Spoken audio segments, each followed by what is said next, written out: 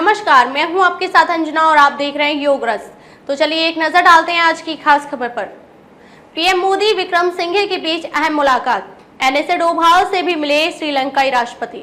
श्रीलंका के राष्ट्रपति रानिल विक्रमसिंघे की भारत यात्रा को लेकर विदेश मंत्रालय ने कहा है कि उनकी इस यात्रा से द्विपक्षीय संबंधों को गति मिलेगी। भारत ने श्रीलंका के साथ करीबी आर्थिक सहयोग के मुद्दों पर चर्चा की है, जिसमें यह भी शामिल है कि भारत अपने आर्थिक विकास से द्वीप राष्ट्र को कैसे लाभ पहुंचा सकता है।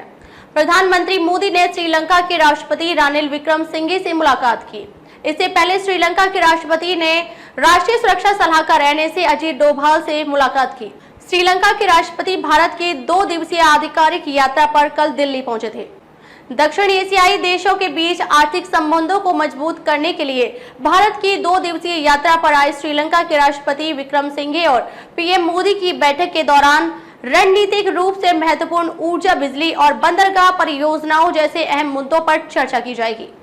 1 साल पूर्व व्यापक विरोध प्रदर्शनों के बाद अपने पूर्ववर्ती के पद छोड़ने पर विक्रमसिंघे ने राष्ट्रपति के रूप में कार्यभार संभाला था। इसके बाद से भारत की अपनी पहली यात्रा के दौरान वह श्रीलंका की संकटग्रस्त अर्थव्यवस्था को स्थिर करने के लिए की गई प्रगति के बारे में नई दिल्ली को जानकारी देंगे।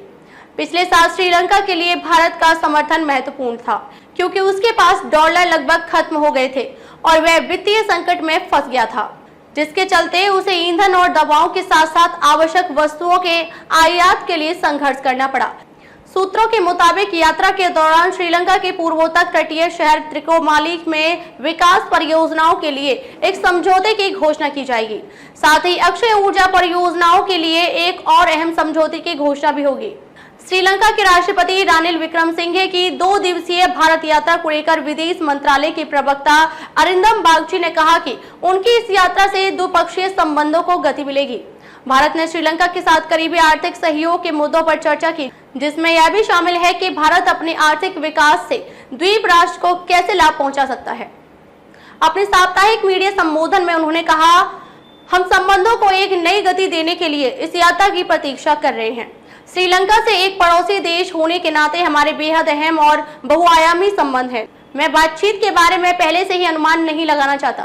बागची ने सुरक्षा, विकास में सहयोग और नई परियोजनाओं से जुड़े क्षेत्रों का जिक्र करते हुए कहा कि भारत ने श्रीलंका को उसकी आर्थिक समस्याओं का समाधान करने में मदद की है।